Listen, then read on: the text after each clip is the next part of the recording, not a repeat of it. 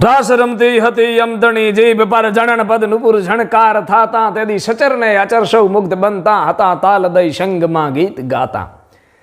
कवि दुलाभाया काग ने लिखा है कि चारण जब कविता का पाठ करता है उस वक्त स्वयं शारदा मां वीणा वादिनी हंसवाहिनी चारण की जीवा पर विराजमान होती है और चारण के उस काव्य पाठ को सुनकर सचराचर सृष्टि उसमें मुग्ध हो जाती है। कवि जय, मैं आपका जयनाद में स्वागत करता हूं। सुग्न श्रोताजनों, आज हम आपके सामने एक ऐसी बात लेकर आए हैं जिसने चारण कवि की जिह्वा की ताकत का तादृश्य दर्शन करवाया है। स्वामीनारायण संप्रदाय के आद्य स्थापक भगवान सहजानंद स्वामी जिस वक्त गुजरात में विचरण करते हैं उस वक्त उनकी भेंट होती है एक चारण कवि से, जो राजस्थान के जालोर जिले के वर्तमान खान गांव का निवासी था और कच्छ की ब्रजभाषा पाठशाला में जिसने काव्य शास्त्र का अभ्यास करके कवि की पदवी प्राप्त की हुई थी। वो लाडूदान जी आसिया जो कविता पर अपना परम प्रभुत्व मान कर निकला था, उसे जब भगवान सहजानंद स्वामी का भेंट होती है उस वक्त संसार का त्याग करके स्वामीनारायण संप्रदाय में दीक्षा लेकर ब्रह्मानंद नाम से प्रसिद्ध हुए। ब्रह्मानंद जी ने कई राज्यों का राजकवि पद भी ठुकरा कर संन्यास लेकर अपने सदगुरु के सानिध्य में समर्पित हो गए और सदगुरु के सानिध्य में रहकर ईश्वर की आराधना करते थे। सहजानंद स्वामी के सानिध्य में रहकर ब्रह्मानंद स्वामी परिब्रह्म परमात्मा का, ईश्वर का तत्व का दर्शन करते हुए जनमानस में भक्ति की धाराओं का प्रवाह बहाते हुए चल रहे थे। ये सहजानंद स्वामी का सानिध्य, सदगुरु का प्रभाव, एक चारण कवि का जीवन और उसके ऊपर जब भक्ति का प्रभाव मिला तो सोने में सुगंध मिले। हूँ चारण हरिगुण चवाओं तो सोनो और सुगंध, ये दर्शन हुआ। ब्रह्मानंद स्वामी की कविता में भक्ति का परम प्रभाव दर्शन होने लगा। विद्या का, आध्यात्म का, ज्ञान का सब समन्वय होकर ब्रह्मानंद स्वामी की कविता निश्चल भाव से पवित्रता पूर्वक बहती गंगा की धाराओं की तरह जनमानस को आंदोलित कर रही थी। एक समय का प्रसंग है, ब्रह्मानंद स्वामी अपने सदगुरुदेव सहजानंद स्वामी के सानिध्य में है। शरद पूर्णिमा की रात्रि है और शरद पूर्णिमा की रात्रि में श्री कृष्ण का, श्री माधव का अधरम मधुरम वदनम मधुरम नयनम मधुरम हृदयम मधुरम मधुराधिपतये अखिलम मधुरम, ये माधव का स्मरण हो जाता है, नटनागर का स्मरण हो जाता है, राशेश्वर का स्मरण हो जाता है। और शरद पूर्णिमा की उस रात्रि को ब्रह्मानंद स्वामी अपने हाथ में लेखनी उठाकर भागवत जी भगवान राशेश्वर के जिस रास का शरद पूर्णिमा को वर्णन करते हैं उस रास का वर्णन करते हुए रासाष्टक नाम की एक कविता लिखी। भगवान सहजानंद स्वामी का अपने सदगुरु का सानिध्य था, चारण के ऊपर शारदा की प्रसन्नता थी, शरद पूर्णिमा की रात्रि थी, हृदय में पवित्रता पूर्वक श्री कृष्ण का स्मरण था और श्री कृष्ण के स्मरण से अभिभूत हुए ब्रह्मानंद स्वामी जैसे समझो स्वयं रास का दर्शन कर रहे हो और रास में खो गए हो, वैसे ब्रजभूमि के यमुना के तट पर शरद पूर्णिमा के चंद्रमा के प्रकाश में गोपियों के साथ श्री नटनागर स्वयं रास कर रहे हो, उसका तादृश अपनी आंखों से दर्शन होने लगा। ब्रह्मानंद स्वामी की लेखनी चलने लगी और उस लेखनी से अष्ट पंक्तियों का एक रेणंकी नाम का जो अत्यंत प्रसिद्ध छंद है चारणी साहित्य में, उसकी ब्रह्मानंद स्वामी के हाथों से रचना हुई, कविता पूर्ण हुई। मध्य रात्रि में श्री कृष्णमय होकर यह कविता जैसे ही पूर्ण हुई, प्रातः काल में ब्रह्म मुहूर्त में अपने सदगुरु देव की वंदना करने के लिए गए और उसी वक्त उस जगह पर सहजानंद स्वामी को जब जैसे ही शिष्य ने वंदन किया, सदगुरुदेव सहजानंद स्वामी ने कहा, ब्रह्मानंद, गत रात्रि में आपने किसी कविता की रचना की है? ब्रह्मानंद स्वामी ने वंदन करके कहा, सदगुरुदेव, कविता की रचना तो मैं सदैव करता रहता हूँ, लगभग प्रत्येक दिन मैं कविता की रचना करता हूँ और कल रात्रि में भी मैंने एक कविता की रचना की है, परंतु सदगुरुदेव आपका विशेष भाव से कविता के बारे में पूछने का प्रयोजन मुझे कुछ समझ नहीं आया। ब्रह्मानंद स्वामी की तरफ स्मित करके सदगुरुदेव सहजानंद स्वामी कहते हैं, ब्रह्मानंद, मुझे वो कविता सुनाओ।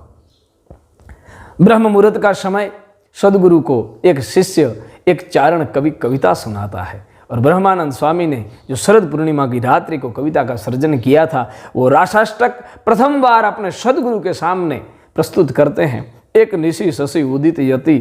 हुई मन अधिक हुलास, यमुना तट ब्रज नार जूथ अरे रचयो मन हर रास। एक समय शरद पूर्णिमा की रात्रि को श्री माधव की मधुर बैन बजती है। उस बैन का आवाज सुनते ही घर घर से गोपियां यमुना के तट पर वृंदावन में मिलती है और वहां पर श्री कृष्ण रास रचाते हैं। भर भर सजिए आभरण वरवन करण विहार, कर कर ग्रह नटवर कृष्ण के सर सर अनुसर सार। अपने देह पर 16 श्रृंगार को सजाए हुए गोपियां वृंदावन की धरती पर आती है, यमुना के तट पर आती है और एक एक गोपी के साथ एक एक स्वरूप लेकर श्री कृष्ण रास का सर्जन करते हैं। और ब्रह्मानंद स्वामी अपने चारण की ओजस्वी नाद वैभव वाली प्रचंड शैली में रासाष्टक रेणंग के छंद में लिखते हैं, महाराज मैंने ये कविता लिखी है, और अद्भुत प्रस्तुति करते हैं।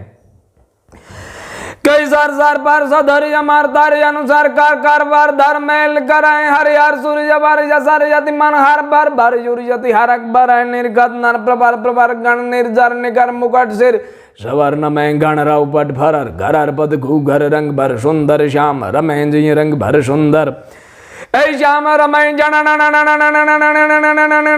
जनन खनन पद जानजर धोम धनन गणनन गणनन तननन बजतन ठनन टंकारव रणनन सुर गणनन रैनेन्द्र त्रायति तनन दनन बजतान साम ब्रह्मण ब्रह्मणवद रमण भमय घण रव बट भरर घरर पद घू घर रंग भर सुंदर श्याम रमय झटपट पट उलट पलट नटवट झट खट नट घट नट द्रिपट ललय कौं गट यति जुगट ध्रुगट गति देनि गट मंडर मट लट लपट मलाय जमना तट प्रकट यमट रट जुट सुरसट कैंकट तैण समय गण राव पट भरर घरर पद घू घर रंग भर सुंदर श्याम रमय धन गन धन यजत पवन प्रचलन धन गगन मगन सुर मनवा मनवर कृष्ण प्रसन्न धन तनवन धनवन तास दुरा विसरे तनुपान रू खान कान जहि कान गमय गण राव पट फरर घरर पद घू घर रंग भर सुंदर श्याम रमय गण राव पट फरर घरर पद घू घर रंग भर सुंदर श्याम रमय जी रंग भर सुंदर श्याम रमय। एक के बाद एक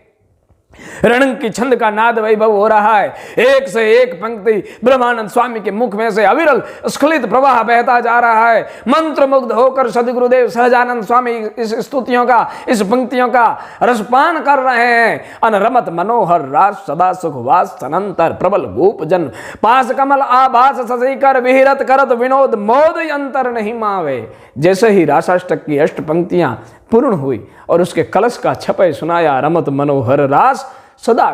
गोपवास सदंतर प्रबल गोप जन पास कमल आभास ससीकर। अष्ट पंक्तियों का रेणंग की छंद में रासाष्टक सुनाया और रासाष्टक सुनाकर जैसे ही सहजानंद स्वामी को ब्रह्मानंद स्वामी ने वंदन किया और वंदन करके सिर के ऊपर सदगुरु का हाथ धरा गया। आंखों में से भावावेश में, भक्ति के अनुराग में अश्रु की धारा ब्रह्मानंद स्वामी की आंखों में से बह रही है। सदगुरु ने अपने शिष्य को कंठ से लगा लिया और कहा, ब्रह्मानंद मुझे यही सुनना था। ब्रह्मानंद जी ने कहा, महाराज आपको यही सुनना था से मतलब? बोले, ब्रह्मानंद कल रात मुझे स्वप्न आया था और कल रात स्वप्न में श्री घनश्याम स्वयं मेरे सन्मुख बजय व्रजय कमंडनम समस्त पाप खंडनम स्वभक्ति चित्त रंजनम सदैव नंद नंदनम सुपिच्छ गुच्छ मस्तकम सुनाद वेणु हस्तकम यनंग रंग सागरम नमामि कृष्ण नागरम नमामि कृष्ण नागरम नमामि कृष्ण नागरम। स्वयं घनश्याम नटनागर रास राशेश्वर पूर्ण पुरुषोत्तम मेरे स्वप्न में आकर कह रहे थे, सहजानंद तेरे शिष्य ब्रह्मानंद को कहे, उसकी वाणी के प्रभाव से वो मुझे इतना नचाता है कि नाचते नाचते मेरे पैरों में छाले पड़ जाते हैं। ब्रह्मानंद स्वामी ने जो पंक्तियां लिखी, जनन जनन खनन पद झांझर धूम दणन गणनन गणन तणनन बजतन ठनन टंकार रणनन सुर गणनन रेणे त्रह त्रहयति तणन धणन बजत्राशा भ्रमण भ्रमण वत रमण भमय। ब्रह्मानंद स्वामी ने कहा कि महाराज ये क्या बात कर रहे हैं? सहजानंद स्वामी ने कहा, हाँ ब्रह्मानंद, श्री घनश्याम कह रहे थे कि तेरे शिष्य की जिह्वा से जैसे जैसे रास का वर्णन होता है, उसकी एक एक पंक्ति पर मुझे रास का एक एक नृत्य का वर्णन के सामने मुझे तादृश नृत्य करना पड़ता है। और ब्रह्मानंद लिखता है, झट पट पट उलट पलट नट वट झट खट नट घट नट द्रिपट ललय कौंकट यति जुगट ध्रुकट गति धिनी कट मंडर मटलट लपट मलय। वो इतना झटपट से मुझे नृत्य करवाता है कि नाचते नाचते मेरे पैरों में छाले पड़ जाते हैं। और कंठ से लगे हुए शिष्य के ऊपर अभिभूत होकर सदगुरु कहते हैं, ब्रह्मानंद तू मेरा वो सार्थक शिष्य है जिसकी वाणी पर स्वयं नट नागर नाचता है, जिसकी कविता पर स्वयं रास रासेश्वर रास करता है। अरे तू मेरा वो शिष्य है जिसकी वजह से आज मुझे स्वप्न में श्री घनश्याम के दर्शन हुए हैं। इतनी पंक्तियों के बाद अपने शिष्य को कंठ लगाकर, मान्यता तो ऐसी है, बात तो ऐसी सुनने में आती है कि ब्रह्मानंद स्वामी को कंठ से लगाकर सहजानंद स्वामी घनश्याम की मूर्त का दर्शन करवाते हैं और पूरी रात जिस रासाष्टक का ब्रह्मानंद ने वर्णन किया है, जो स्वप्न श्री सहजानंद महाराज को आया है, उस स्वप्न के कुछ संकेत मूर्ति के पैरों की तरफ देखते हुए मिलते हैं कि जो पत्थर की श्री घनश्याम की मूर्त थी, उस मूर्त के पैरों में भी लाल लाल छाले दिखाई देने पड़ते हैं। ये चारण की कविता की ताकत है कि उसकी जिह्वा से जब कविता का दूध बहता है, उस वक्त स्वयं परमात्मा प्रसन्न हो जाता है, सदगुरु प्रसन्न हो जाता है, रास रासेश्वर उसकी वाणी पर नाचने लगता है। इसलिए कहा जाता है कि रास रमती हती अमतणी जीभ पर झणन पद नुपुर झणकार थाता, सचर ने अचर सौ मुग्ध बनता हता, ताल दई संग मां गीत गाता, नर नराधीश जगदीश रीज्या हता। चारण की कविता पर नर नाम मनुष्य तो रीझते हैं, राजा तो प्रसन्न होते हैं, लेकिन स्वयं जगदीश जगत का अधिपति भी चारण की कविता को सुनकर प्रसन्न हो जाता है। नर नराधीश जगदीश रीज्या हता, ये चारण की कविता है। ऐसी कविताएं, ऐसी कथाएं, ऐसी बातें सुनने के लिए आप सब हमारे YouTube चैनल जयनाद को लाइक करें, शेयर करें, सब्सक्राइब करें। कवि जय का जय माता जी।